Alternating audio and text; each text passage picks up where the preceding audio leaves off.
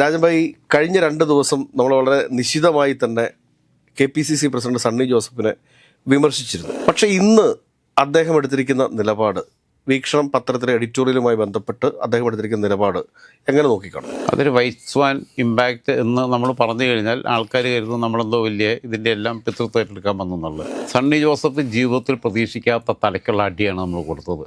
പക്ഷേ ഇപ്പോഴും KPCC കൃത്യമായൊരു സ്റ്റാൻഡ് എടുത്തു എന്നുള്ളതൊന്നും ഞാൻ വിശ്വസിക്കുന്നില്ല. പുറത്താക്കുക എന്ന് പറയുന്നൊരു സാധനം ഈ കോൺഗ്രസിനകത്ത് വല്ലാതില്ല. KPCCയുടെ പ്രസിഡൻ്റായിട്ട് ഞാൻ ഇപ്പോൾ എനിക്ക് തിരിഞ്ഞു നോക്കുമ്പോൾ എനിക്ക് തോന്നുന്നു മുരളീധരൻ വരികയായിരുന്നു കുറച്ചുകൂടെ നന്നാകുക. കേരളം സമീപകാലത്ത് കണ്ട ഏറ്റവും മികച്ച KPCC പ്രസിഡന്റ് ആരാണെന്ന് വെച്ച് കഴിഞ്ഞാൽ അത് മുരളീധരനാണ്. അത് കഴിഞ്ഞിട്ടാണ് രമേശ് ചെന്നിത്തല പോലും വരുന്നത്. മനുഷ്യത്വം വെച്ചിട്ടാണ് നമ്മൾ പല സത്യങ്ങളും പറയാതിരിക്കുന്നത്. സൈലൻസ് ഈസ് എ ക്രൈം എന്നാണ് പറയുന്നത്. അതായത് നിശബ്ദരായിരിക്കാൻ നിങ്ങൾക്ക് അവകാശമില്ല. രാജൻഭായി നമസ്കാരം. നമസ്കാരം. രാജൻഭായി, കഴിഞ്ഞ 2 ദിവസം നമ്മൾ വളരെ നിശിതമായി തന്നെ KPCC പ്രസിഡന്റ് സണ്ണി ജോസഫിനെ വിമർശിച്ചിരുന്നു. അദ്ദേഹം രാഹുൽ വിഷയത്തിൽ എടുത്തുകൊണ്ടിരിക്കുന്ന അലംഭാവം, അത് ഒരു നിലപാടില്ലാത്ത ചില പ്രസ്താവനകൾ അസ്വസ്ഥത സൃഷ്ടിച്ചിരുന്നു. ശക്തമായ രീതിയിൽ നമ്മൾ അദ്ദേഹത്തെ വിമർശിച്ചിരുന്നു. പക്ഷേ ഇന്ന് അദ്ദേഹം എടുത്തിരിക്കുന്ന നിലപാട്, വീക്ഷണം പത്രത്തിലെ എഡിറ്റോറിയലുമായി ബന്ധപ്പെട്ട് അദ്ദേഹം എടുത്തിരിക്കുന്ന നിലപാട് എങ്ങനെ നോക്കിക്കാണുന്നു? അതൊരു വൈസ്വാൻ ഇമ്പാക്റ്റ് എന്ന് നമ്മൾ പറഞ്ഞു കഴിഞ്ഞാൽ ആൾക്കാർ കരുതും നമ്മളെന്തോ വലിയ ഇതിൻ്റെ എല്ലാം പിതൃത്വം ഏറ്റെടുക്കാൻ വന്നെന്നുള്ളത്. പക്ഷേ യഥാർത്ഥത്തിൽ നമുക്ക് ഇതിനകത്തൊരു വലിയ പങ്കുണ്ട്. സണ്ണി ജോസഫ് ജീവിതത്തിൽ പ്രതീക്ഷിക്കാത്ത തലക്കുള്ള അടിയാണ് നമ്മൾ കൊടുത്തത്. ആർക്കും അധികം അറിയാതിരുന്ന ചില വിഷയങ്ങൾ നമ്മൾ സമൂഹത്തിന് മുമ്പിലേക്ക് ഇട്ടു. പ്രതാപൻ്റെ വിഷയവുമായിട്ട് ബന്ധപ്പെട്ട് ലിങ്ക് ചെയ്തിട്ട് നമ്മളൊരു കാര്യം പറഞ്ഞു. ആ കാര്യം എന്ന് പറഞ്ഞു കഴിഞ്ഞാൽ കോൺഗ്രസ് വൃത്തങ്ങൾക്കിടെ നേതൃത്വത്തിനിടെ തന്നെ വളരെ കുറച്ച് പേർക്ക് മാത്രം അറിയുന്നൊരു രഹസ്യം നമ്മൾ പുറത്തേക്ക് എടുത്തിട്ടപ്പോൾ അതിൻ്റെ ബാക്കി നമ്മൾ പറയുന്നുള്ളത് തോന്നി.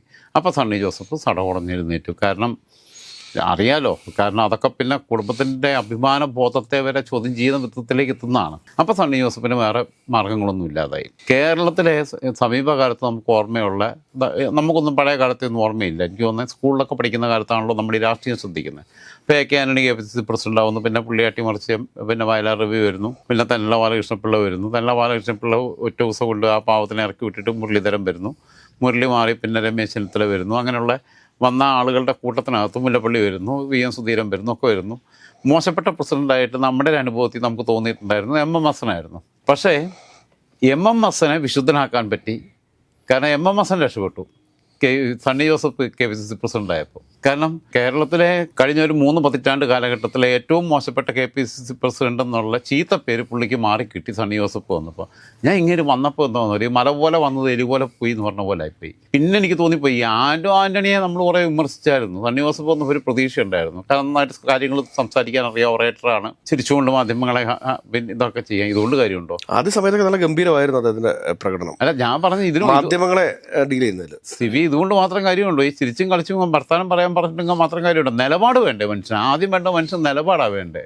അതും ശരി ഇതും ശരി എന്ന് പറയുന്ന ഒരുമാതിരി മറ്റടുത്ത നിലപാടല്ലേ, മണ്ണും ചാണകവും അല്ലാത്ത. എന്തായാലും MMS ജീവിതത്തിലൊരു ഭാഗ്യമായി ഇയാൾ വന്നത്. പക്ഷേ ആൻ്റണി ആയിരുന്നെങ്കിൽ ഇതിനേക്കാളും ചിലപ്പോൾ നന്നാവുമായിരുന്നു എന്ന് പിന്നീട് എനിക്ക് തോന്നിയിട്ടുണ്ട്. ആൻ്റണി എതിർക്കേണ്ടായിരുന്നു എന്നുള്ളത്. നമ്മുടെ സാമൂഹ്യ മാധ്യമങ്ങളെല്ലാം എതിർത്താണ്, നമ്മൾ മാത്രമല്ല എല്ലാവരും എതിർത്താണ് ആ ഒരു വരവിനെ. പക്ഷേ ഇപ്പോഴും KPCC കൃത്യമായൊരു സ്റ്റാൻഡ് എടുത്തു എന്നുള്ളതൊന്നും ഞാൻ വിശ്വസിക്കുന്നില്ല.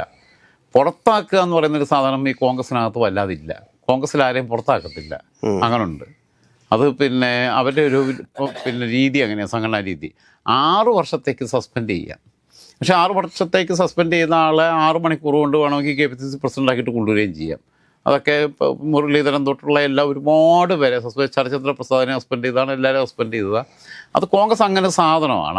അതൊരു ഒരു പ്രത്യേകതരം ലോകത്തെ ആർക്കും നിർവചിക്കാൻ സാധിക്കാത്തൊരു, നമ്മൾ ഈ വിചിത്ര ജീവികൾ എന്നൊക്കെ പറയുന്ന ഒരു വിചിത്രമായ രാഷ്ട്രീയ പാർട്ടിയാണ്. പക്ഷേ ഇവനെ 6 വർഷത്തേക്ക് സസ്പെൻഡ് ചെയ്യാൻ പോലും തയ്യാറായില്ല. സമയപരിധി വെക്കാതെയുള്ള സസ്പെൻഷനായിരുന്നു. അന്വേഷണ വിധേയമായി സസ്പെൻഡ് ചെയ്തത്. അന്വേഷണ വിധേയം എന്ന് പറഞ്ഞു കഴിഞ്ഞാൽ ഇവരിനിപ്പോൾ എന്ത് ചെയ്യാനാ? ഇവർ പിന്നെ ഡോക്ടർ സണ്ണി ജോസഫും ഡോക്ടർ രമേശ് ചെന്നിത്തലയും ഡോക്ടർ KC വേണുഗോപാലും ഡോക്ടർ VD സതീശനും ഒക്കെ കൂടെ പോയിട്ട് ഇത് നടന്നിട്ടുണ്ടോ ഇല്ലയോ, അതോ 7ൻ്റെ അംശം എന്തെങ്കിലും കിട്ടുമോ എന്നുള്ള KPCCയിൽ ഫോറൻസിക് ലാബ് ഉണ്ടോ എന്ന് എനിക്കറിയത്തില്ല. അതല്ലെങ്കിൽ ഇവൻ്റെ ലൈംഗിക ശേഷി പരിശോധിക്കാനുള്ള സംവിധാനം ഉണ്ടോ എന്ന് എനിക്കറിയത്തില്ല. അപ്പം പിന്നെ ഈ അന്വേഷണ വിധേയം എന്നൊക്കെ പറയുന്നതിനകത്തുള്ള ചെറിയ കുഴപ്പങ്ങളുണ്ട്. അതൊക്കെ പോട്ടെ, എല്ലാ പാർട്ടികളും അങ്ങനെയൊക്കെ തന്നെ ചെയ്യുന്നത്. പക്ഷേ ഇതിനകത്തുണ്ടായിരുന്നൊരു കാര്യം എന്താണെന്ന് വെച്ച് കഴിഞ്ഞാൽ, ഇപ്പം ഈ KPCCയുടെ പ്രസിഡൻ്റായിട്ട് ഞാൻ ഇപ്പോൾ എനിക്ക് തിരിഞ്ഞു നോക്കുമ്പോൾ എനിക്ക് തോന്നുന്നു മുരളീധരൻ വരികയായിരുന്നു കുറച്ചുകൂടെ നന്നാകുക. മുരളീധരൻ 2001 തൊട്ട് 2004 വരെ KPCC പ്രസിഡൻ്റായപ്പം കേരളം സമീപകാലത്ത് കണ്ട ഏറ്റവും മികച്ച KPCC പ്രസിഡന്റ് ആരാണെന്ന് വെച്ച് കഴിഞ്ഞാൽ അത് കെ മുരളീധരനാണ്. അത് കഴിഞ്ഞിട്ടാണ് രമേശ് ചെന്നിത്തല പോലും വരുന്നത്. അതിന് മുമ്പ് വയനാട് രവി പ്രസിഡന്റ് ആകുമ്പം ഏക വൈസ് പ്രസിഡന്റായിട്ടോ അങ്ങാണ്ട് പിന്നെ വന്നു. ആ സമയത്ത് ഒരു ജാഥയൊക്കെ നടത്തി, ഫണ്ട് കളക്ഷൻ നടത്തി, അങ്ങനെ പാർട്ടി ഓഫീസ് ഉണ്ടാക്കുന്നു, ബാക്കിയുള്ള കാര്യങ്ങൾ ചെയ്യുന്നു ഒക്കെ ചെയ്തതിനകത്ത് കെ മുരളീധരൻ നല്ല ഓർഗനൈസറാണ്. അതിനുള്ള കഴിവുണ്ട്. ഒരു സംഘടനയുടെ തലപ്പത്തിരിക്കുന്ന ആൾ ഓർഗനൈസറായിരിക്കണം. പക്ഷേ എനിക്ക് നിർഭാഗ്യവശാൽ ഇപ്പോൾ കേരളത്തിലെ രാഷ്ട്രീയ പാർട്ടികൾക്കകത്തൊക്കെയുള്ള കുഴപ്പം ശ്രദ്ധിച്ചു നോക്കണം. കാനൻ രാജേന്ദ്രനാണ് CPIയുടെ ഏറ്റവും മോശപ്പെട്ട സംസ്ഥാന സെക്രട്ടറി എന്നാണ് നമ്മൾ കരുതിയത്. ബിനോയ് വിശ്വം വന്നപ്പോൾ അതിനേക്കാളും കഷ്ടം. ആൾ അഴിമതിയൊന്നുമില്ല, വേറെ കുഴപ്പങ്ങളൊന്നുമില്ല, അഹങ്കാരം കാണിക്കാറില്ല, ഒന്നുമില്ല. പക്ഷേ ഇന്നൊരു കൊള്ളാം എന്നുള്ള ചോദ്യമുണ്ട്. മുസ്ലിം ലീഗിൻ്റെ സംസ്ഥാന ജനറൽ സെക്രട്ടറി സ്ഥാനത്ത് കൊരമ്പേൽ അഹമ്മദ് ഹാജി ഇരുന്നിട്ടുണ്ട്, PK കുഞ്ഞാലിക്കുട്ടി ഇരുന്നിട്ടുണ്ട്, അങ്ങനെ പലരും ഇരുന്നിട്ടുണ്ട്. അവിടെ ഇപ്പോൾ ഇരിക്കുന്ന PMA സലാം എന്ന് പറയുന്ന സാധനമാണ്. എന്തിനു പറ്റുമെന്നുള്ളത് എനിക്കറിയത്തില്ല. അങ്ങനെ ഓരോ പാർട്ടികളും എടുത്തു നോക്കിക്കോണം. ഓരോ പാർട്ടിക്കകത്തും ഇരിക്കുന്ന ഇപ്പോൾ രാജീവ് ചന്ദ്രശേഖർ, K സുരേന്ദ്രനെ എല്ലാവരും ട്രോളി. പക്ഷേ K സുരേന്ദ്രൻ മാറി രാജീവ് ചന്ദ്രശേഖർ വന്നു കഴിഞ്ഞപ്പോൾ ഇപ്പം K സുരേന്ദ്രനെ വിമർശിച്ചവർ പോലും അയാൾ ഇതിനേക്കാളും മെച്ചമായിരുന്നു എന്നുള്ള അഭിപ്രായത്തിലേക്ക് വന്നു പോവുക. അവർ രാജീവ് ചന്ദ്രശേഖറിന് ചില പരിമിതികളുണ്ട്. രാജീവ് ചന്ദ്രശേഖരനെ പാർലമെൻ്ററി പൊളിറ്റിക്സിലായിരുന്നു BJP ഉപയോഗിക്കേണ്ടിയിരുന്നത്, അല്ലാതെ പിന്നെ സംഘടനാ രംഗത്തല്ല. കാരണം അദ്ദേഹം ഒരു ഓർഗനൈസറല്ല. തിരുവനന്തപുരത്ത് അദ്ദേഹത്തെ ഒരു കുറച്ചുകൂടെ സുരേഷ് ഗോപിക്ക് കിട്ടിയ അത്രയും സമയമൊന്നും വേണ്ട.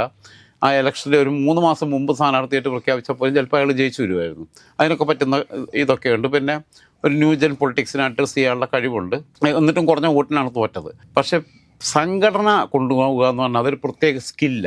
സംഘടന കൊണ്ടുപോകണമെന്നുണ്ടെങ്കിൽ അതിനൊരു ഓർഗനൈസിങ് കപ്പാസിറ്റി ഉണ്ടാവണം. ജനകീയനാവുന്നതും സംഘടനാ പ്രവർത്തനവും തമ്മിൽ വ്യത്യാസമുണ്ട്. അത് രണ്ടും തമ്മിൽ വ്യത്യാസം. രണ്ടും ഒരുമിച്ച് കൊണ്ടു കിടന്ന ആൾക്കാരുള്ളൂ എന്ന് വെച്ചുകൊണ്ട് K കരുണാകരന് അതിനുള്ള കഴിവുണ്ടായിരുന്നു, ഉമ്മൻചാണ്ടിക്ക് അതിനുള്ള കഴിവുണ്ടായിരുന്നു. ഉമ്മൻചാണ്ടി മുഖ്യമന്ത്രി ആകുമ്പോൾ സംഘടനയെ കൈപ്പിടിയിൽ നിർത്താൻ പറ്റിയിരുന്നു. പിണറായി വിജയൻ പാർട്ടി സെക്രട്ടറിയാണ്, മുഖ്യമന്ത്രിയേക്കാൾ വലിയ സ്ഥാനം എന്ന് പറയുമ്പോഴും ഇപ്പോഴും മുഖ്യമന്ത്രിയുടെ റോളിൽ രണ്ടും കൂടെ പിണറായി വിജയന് കൊണ്ടുനടക്കാൻ പറ്റുന്നുണ്ട്. കാരണം സംഘടനയെ തൻ്റെ നിയന്ത്രണത്തിൽ നിർത്താൻ കഴിയുന്നുണ്ട്. അതൊരു പ്രത്യേക ലീഡിങ് പേഴ്സണാലിറ്റി എന്ന് പറയുന്നൊരു സാധനമുണ്ട്. ആ സാധനം ഇല്ലയെന്നുണ്ടെങ്കിൽ ഇതിനകത്തൊന്നും കാര്യമില്ല. എന്തായിരുന്നാലും നമ്മൾ കഴിഞ്ഞ ദിവസം ചെയ്തിട്ടുള്ള സ്റ്റോറി സണ്ണി വക്കീലിൻ്റെ തലയ്ക്ക് കിട്ടിയ അടിയാണ്. ആ അടിയിൽ ഇയാളെ ബോധം അങ്ങ് തെളിഞ്ഞു. കാരണം എന്താണെന്ന് വെച്ചാൽ അതുവരെ ഇങ്ങനെ ഉറക്കമായിരുന്നു, അടിച്ചിങ്ങനെ ഇരിക്കുകയായിരുന്നു. ആ അടി കിട്ടിയപ്പോൾ അടുത്ത അടി വീണ്ടും വീഴും എന്നുള്ളത് മനസ്സിലായി. നമ്മൾ സൂചിപ്പിക്കുകയും ചെയ്തല്ലോ. അതായത് മനുഷ്യത്വം വെച്ചിട്ടാണ് നമ്മൾ പല സത്യങ്ങളും പറയാതിരിക്കുന്നത്. പക്ഷേ ഇത് ഒരു സൗകര്യമായിട്ട് ഉപയോഗിച്ച് ബാക്കിയുള്ള പിള്ളേർക്കെതിരെയും കൂടെ വരുന്നതിനകത്ത് പോലും മൗനം പാലിക്കുകയും ഒക്കെ ചെയ്യുമ്പോൾ, അതും 73 വയസ്സുണ്ട് അദ്ദേഹത്തിന്. അദ്ദേഹം കണ്ണൂർ പോലെയുള്ള ജില്ലയ്ക്കകത്ത് DCC പ്രസിഡൻ്റായിട്ട് വരുന്ന ഇരട്ടിക്കാരനാണ്, കുടിയേറ്റ കർഷകനാണ്. ഇവിടുന്ന് തെക്കുന്ന് അങ്ങോട്ട് കുടിയേറിയതാണ്. അങ്ങനെ ഇരട്ടിക്കാരനാണ്, അഭിഭാഷകനാണ്. പിന്നെ 2 പെൺമക്കളാണുള്ളവർ ഉള്ളത്. അവരെല്ലാം പിന്നെ മെഡിസിനും കാര്യങ്ങളൊക്കെ ആയിട്ട് അങ്ങനെ ഉന്നത വിദ്യാഭ്യാസമുണ്ട് ഒക്കെയാണ്. ഇദ്ദേഹം പിന്നെ ബാർ അസോസിയേഷൻ്റെ ഭാരവാഹിയായിരുന്നു, സഹകരണ സ്ഥാപനങ്ങളുടെ ഭാരവാഹിയായിരുന്നു, ഒക്കെയായിരുന്നു. ഇതൊക്കെ ആയ ആൾ ഒരു സ്റ്റാൻഡ് എടുക്കാതെ വന്നപ്പോഴാണ് നമുക്ക് ഒരടി അടിക്കേണ്ടി വന്നു. അല്ല, പക്ഷേ ഇതിനകത്ത് വേറെ കാര്യം എന്താ വെച്ചാൽ ഇദ്ദേഹം ഇപ്പോൾ എടുത്തിരിക്കുന്ന നിലപാടുകൾ വളരെ സ്ട്രോങ് ആണ്. വീക്ഷണം പത്രത്തിൽ രാഹുൽ മാങ്കൂട്ടത്തെ ന്യായീകരിച്ചു വന്നിരിക്കുന്ന ഒരു എഡിറ്റോറിയൽ, ആ എഡിറ്റോറിയൽ തന്നെ വളരെ ശക്തമായിട്ട് ഇതിനകത്ത് തെറ്റാണ്, തിരുത്തണം എന്ന് തന്നെ പറഞ്ഞിട്ടുണ്ട്. CB അതുകൊണ്ടാണ് പറഞ്ഞേ, ഞാൻ പറഞ്ഞു വന്നത് ഇത്രയും ദിവസം ഇവിടെ ആയിരുന്നു. ഇന്നലെ ഈ അടി കിട്ടിയപ്പോഴാണല്ലോ ഈ സാധനം തുടങ്ങിയത്. ഇപ്പൊ പുള്ളിക്ക് നേരം പെടുത്തല്ലോ, അടുത്തത് പിന്നെയും പൊട്ടുമെന്നുള്ളത് അറിയാലോ. അപ്പോൾ എന്താണെന്ന് വെച്ച് കഴിഞ്ഞാൽ പുള്ളിക്ക് സംഭവം ഇതിൻ്റെ പോക്ക് ആളുകളെ ഫേസ് ചെയ്യാൻ പറ്റാത്ത അവസ്ഥയിലേക്ക് എത്തിപ്പോകും എന്നുള്ള തോന്നൽ വന്നു കഴിഞ്ഞപ്പം പുള്ളി ഉണർന്നു. കാരണം ഇനിയിപ്പോൾ ഇല്ല എന്നുണ്ടെങ്കിൽ, കാരണം ഇതിനേക്കാളും വലുതൊന്നും വരാനില്ല എന്നുള്ള അവസ്ഥയിലേക്ക് എത്തിക്കൊണ്ടിരിക്കുന്ന ഒരു സ്ഥിതിയിലേക്ക് എത്തി. അപ്പം ഞാൻ പറഞ്ഞു ഒന്ന് കോൺഗ്രസിനകത്തേക്ക് ആലുവാരൽ രാഷ്ട്രീയം ബാക്കിയുള്ളതും ഒക്കെ ഉണ്ടാവും. പുള്ളി വളരെ മനോഹരമായിട്ട് മാധ്യമങ്ങളെ ഹാൻഡിൽ ചെയ്യുന്ന ആളാണ്. അതിനകത്തൊന്നും എനിക്ക് യാതൊരു എതിരഭിപ്രായമില്ല. ഇപ്പം PV അൻവർ ആ വനം വകുപ്പും ആഭ്യന്തരവും 2 മന്ത്രിസ്ഥാനം ചോദിച്ചെന്ന് നിലമ്പൂർ എനിക്ക് പിന്നെ UDF അധികാരത്തിൽ വന്നാൽ വനം വകുപ്പ് ആഭ്യന്തരം എനിക്ക് വേണം എന്ന് പറഞ്ഞപ്പോൾ വനം വകുപ്പിനോട് പ്രത്യേക താല്പര്യം പുള്ളിക്കുണ്ട്. അത് K സുധാകരൻ വനം വകുപ്പ് മന്ത്രിയായപ്പോൾ തുടങ്ങിയ ഒരു ഇഷ്ടമാണ്. വനത്തിനോട് പുള്ളിക്ക് പ്രത്യേക വനത്തിനോടുള്ള സ്നേഹം കൊണ്ടാണ്, പ്രകൃതി സ്നേഹി ആയതുകൊണ്ടാണ്. അപ്പം അത് കൃത്യമായിട്ട് നമുക്കറിയാം. പിന്നെ ആഭ്യന്തരത്തിനകത്തും പ്രത്യേക താല്പര്യങ്ങളുണ്ട്. കാരണം ആഭ്യന്തര വകുപ്പിൻ്റെ നിയന്ത്രണത്തിലാണല്ലോ കുറേ അന്വേഷണങ്ങൾ നടന്നുകൊണ്ടിരിക്കുന്നത്. അപ്പോൾ ആ സമയത്ത് സണ്ണി വക്കീൽ വളരെ മനോഹരമായിട്ട് ഹാൻഡിൽ ചെയ്തത്. സണ്ണി വക്കീൽ എന്ന് പറഞ്ഞത് അതെങ്ങനെ കൊടുക്കുന്നത്, അത് രണ്ടും ഞാൻ നോക്കി വെച്ചിരിക്കുക എന്ന് പറഞ്ഞു. പിന്നെ മീഡിയക്കാർക്ക് ഒന്നും ചോദിക്കാൻ പറ്റുന്നില്ല. അതൊന്നും നടക്കുന്ന കാര്യമല്ല എന്ന് പറഞ്ഞില്ല, അത് ഞങ്ങൾ ആലോചിക്കുമെന്ന് പറഞ്ഞില്ല, അത്തരം ഡിമാൻഡുകൾ അംഗീകരിക്കത്തില്ലെന്ന് പറഞ്ഞില്ല, ഒന്നും പറഞ്ഞില്ല. അത് രണ്ടും ഞാൻ നോക്കി വെച്ചിരിക്കുക. അതെങ്ങനെ കൊടുക്കുന്നതെന്ന് വെച്ച് കഴിഞ്ഞാൽ വളരെ രസകരമായിട്ട്. KPCCയുടെ വൈസ് പ്രസിഡന്റ് ആയിട്ടുള്ള ജെയ്സൺ ജോസഫാണ് ഈ വീക്ഷണത്തിന്റെ ചീഫ് എഡിറ്റർ. വീക്ഷണം പത്രത്തെ പോലും പിന്നെ ഹൈജാക്ക് ചെയ്യാൻ പറ്റുന്ന രീതിയിലുള്ള PR ടീം രാഹുൽ ഒളിവിൽ പോയിട്ട് പോലും രാഹുലിന് ചെയ്യാൻ പറ്റുന്നു എന്നുള്ളതാണ്. അതായത് ഇപ്പം രാഹുലിൻ്റെയും ഷാഫിയുടെയും ഞാൻ പറഞ്ഞല്ലോ, ഈ തുർക്കി വഴിയൊക്കെ പമ്പ് ചെയ്യുന്ന പണം പിന്നെ നക്കാത്ത ആളുകളുടെ എണ്ണം വളരെ കുറവായി. KPCC എന്ന് പറഞ്ഞാൽ എന്തോ ഈ വൈസ് പ്രസിഡന്റ് ജനറൽ സെക്രട്ടറി എന്നൊക്കെ പറഞ്ഞാൽ 58 ജനറൽ സെക്രട്ടറിമാരുണ്ട് സിവി. ആകെ 14 ജില്ലയുള്ളേ. 58 ഡിവൈഡഡ് പോയി 14 എന്ന് പറഞ്ഞാൽ എത്രയായി? ഇനിയിപ്പോൾ സെക്രട്ടറിമാർ വരാൻ കിടക്കുന്നു. അതായത് ഓരോ പഞ്ചായത്തിലും ഓരോ പിന്നെ സംസ്ഥാന നേതാവുള്ള സ്ഥിതി. അങ്ങനെ ഏതെങ്കിലും പാർട്ടി ഉണ്ടോ? CPM ഒരു സെക്രട്ടറിയേ ഉള്ളൂ. പിന്നെ അവരെ സെക്രട്ടേറിയറ്റ് മെമ്പർമാർ 10-12 പേര് കാണും. അതേപോലെ തന്നെ BJPക്കാണെങ്കിലും അവർക്ക് കുറച്ച് വൈസ് പ്രസിഡന്റ്മാർ, കുറച്ച് ജനറൽ സെക്രട്ടറിമാർ, അങ്ങനെ ഉള്ള സംവിധാനമേ ഉള്ളൂ. മുസ്ലിം ലീഗിന് ഒരു ജനറൽ സെക്രട്ടറിയേ ഉള്ളൂ, ഒരു പ്രസിഡന്റുമേ ഉള്ളൂ. വേറെ ഇനിയിപ്പോൾ RSPക്ക് പോലും ഒരു സംസ്ഥാന സെക്രട്ടറിയല്ലേ ഉള്ളൂ. ഇത് കോൺഗ്രസിന് എന്തോ ഇതൊരു പാർട്ടിയാണോ? ഇതിനെന്തോ പറയുന്നത് എനിക്കറിയത്തില്ല. അപ്പോൾ അങ്ങനെയുള്ളൊരു സംവിധാനത്തിൽ കേന്ദ്രത്തിൽ പോലും ഇത്ര സ്ഥിതിയില്ല. ഹൈക്കമാൻഡിൻ്റെ അവസ്ഥ പോലും ഇത്രയും ദുർബലമല്ല. പ്രവർത്തക സമിതിക്ക് അകത്ത് ഇത്രയും അംഗങ്ങളുണ്ടോ? കേരളത്തിലെ KPCC ഭാരവാഹികളുടെ അത്ര എണ്ണം രാജ്യം മുഴുവൻ കോൺഗ്രസ് ഭരിച്ചിരുന്ന കാലഘട്ടത്തിൽ പോലും ഹൈക്കമാൻഡിൽ ഉണ്ടായിട്ടില്ല. അന്ന് എനിക്ക് തോന്നുന്നുണ്ട് 10 പ്രവർത്തക സമിതി അംഗങ്ങളൊക്കെയാണ് ആദ്യം കോൺഗ്രസ് 12 ഒക്കെ ഇപ്പോൾ 21 അങ്ങനെ 27 ഒക്കെ എനിക്ക് തോന്നുന്നു. എന്നാൽ തന്നെയും അതിനൊരു ഒക്കെ ഒരു സ്റ്റേറ്റിൽ നിന്ന് ഒരാളെ വെച്ചിട്ടൊക്കെ എടുക്കുകയൊക്കെ ചെയ്തെന്ന് കണക്കൂട്ടിക്കോ. അപ്പം എന്തായിരുന്നാലും ഇതിനകത്ത് ഇപ്പോൾ ഉള്ളത്, നമ്മളെ സംബന്ധിച്ചിടത്തോളം നമുക്ക് പറയാൻ പറ്റും, ഈ നിലപാടെടുക്കാത്ത ആൾക്കാർ ആരായിരുന്നാലും സൈലൻസ് ഈസ് എ ക്രൈം എന്നാണ് പറയുന്നത്. അതായത് നിശബ്ദരായിരിക്കാൻ നിങ്ങൾക്ക് അവകാശമില്ല. നിങ്ങളുടെ കൺമുമ്പിൽ ഒരു അനീതി കാണുമ്പോൾ നിങ്ങൾക്ക് അല്ലെങ്കിൽ പിന്നെ രാഷ്ട്രീയ പ്രവർത്തകനാവരുത്, അല്ലെങ്കിൽ പിന്നെ മാധ്യമ പ്രവർത്തകനാവരുത്.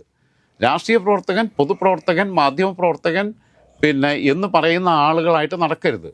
ബാക്കിയുള്ളതൊക്കെ ആയിക്കോ, വേറെ എന്തെങ്കിലും ആയിക്കോ, സിനിമയിൽ അഭിനയിക്കാൻ പോയിക്കോ, സെലിബ്രിറ്റി ആയിക്കോ, ബിഗ് ബോസിൽ പോയിക്കോ, എന്ത് വേണമെങ്കിലും ചെയ്തോ, അതിനൊന്നും നമുക്ക് കുഴപ്പമില്ല. അവർക്ക് ഈ ഉത്തരവാദിത്വമില്ല. പക്ഷേ മറ്റേത് സാമൂഹിക ഉത്തരവാദിത്വമുണ്ട്. ജനങ്ങൾ അവരെ ഉറ്റുനോക്കുന്നവരാ, അവരിൽ വിശ്വാസം അർപ്പിക്കുന്നവരാ. അപ്പോൾ രാഷ്ട്രീയ പ്രവർത്തകൻ, ഒരു പൊതുപ്രവർത്തകൻ, ഒരു സാമൂഹിക പ്രവർത്തകൻ, ഒരു മാധ്യമ പ്രവർത്തകൻ എന്ന് പറഞ്ഞു കഴിഞ്ഞാൽ അവന് സമൂഹത്തോട് ഉത്തരവാദിത്വമുണ്ട്. അവൻ അനീതിക്ക് നേരെ കണ്ണടയ്ക്കാൻ പാടില്ല. അവൻ അനീതിക്കെതിരെ പോരടിക്കുന്നതിൻ്റെ ഭാഗമായിട്ട് എന്തൊക്കെ നഷ്ടം സഹിച്ചാലും ശരി തെറ്റുകൾക്കെതിരെ പ്രതികരിക്കുന്നുള്ള നിലപാടാണ് വേണ്ടത്. ആ നിലപാടില്ലായ്മ അദ്ദേഹം കാണിച്ചതുകൊണ്ടാണ് കുറച്ച് രൂക്ഷമായ ഭാഷയിൽ തീർത്തും സ്വകാര്യമായ ചില കാര്യങ്ങൾ നമുക്ക് ഭാഗികമായി സൂചിപ്പിക്കേണ്ടി വന്നത്. എന്തായാലും പൂർണ്ണമായി അതിലേക്ക് പോകാനുള്ള അവസരം ഉണ്ടാക്കാതെ മാന്യമായി ഇന്ന് സ്വയം തിരുത്തി ശരീരപാതയിലേക്ക് കടന്നു വന്ന സണ്ണി വക്കീലിന് അഭിവാദ്യങ്ങൾ അർപ്പിച്ചുകൊണ്ട് തൽക്കാലം അവസാനിപ്പിക്കാമെന്നായിരുന്നു.